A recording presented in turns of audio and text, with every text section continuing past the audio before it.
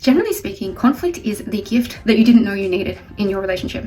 And I know that when conflicts show up, the impulse may be to feel anxiety and to have a dysregulated nervous system. It's scary, right? Especially if you grew up with this feeling that every time someone has a conflict, you're at risk and you're not safe. The best thing to do to move through the conflict in a positive way with better decisions, better insight, and a better version of yourself is to lead with your understanding first. Now, before you say, oh, that's too much effort, let me explain. Yes, some people are not worth your understanding, but the only way to truly find out is by leading with your understanding first.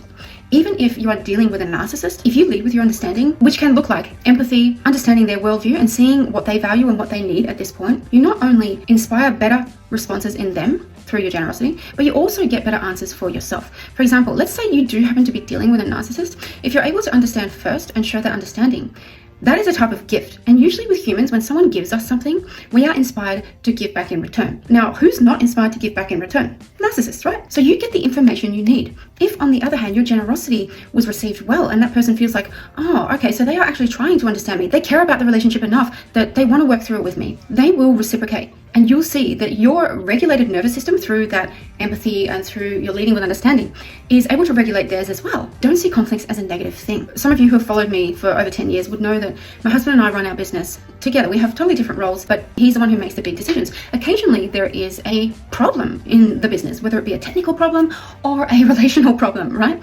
And often, with certain problems, I sound the alarm first. And for me, when I sound that alarm, I'm sounding it because it's big. I'm making that problem big. And often when I do that with my husband, he'll respond in a very calm manner. And he takes a lot of time sometimes to solve a problem. And initially when he did that, I felt like, why does he not see the urgency in this? I didn't understand, and it was just so frustrating, and it freaked me out, to be honest, because I was like, this is a problem now. It needs to be dealt with now. When I finally was able to lead with my understanding, what he told me was that in order to solve a problem well, you cannot spaz out. I see what he's saying, because whenever there is a problem, he approaches it not only with a sense of calmness, but with a logical approach that allows him to respect the time it takes to sometimes get to the best solution.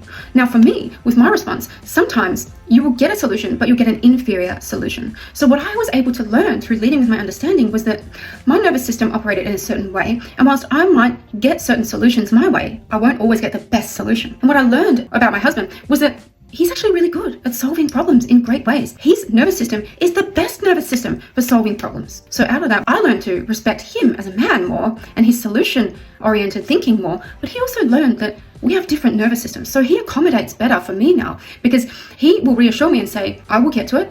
You don't need to worry. The most important thing is not responding now. The most important thing is getting the right solution, right? I hope that helped.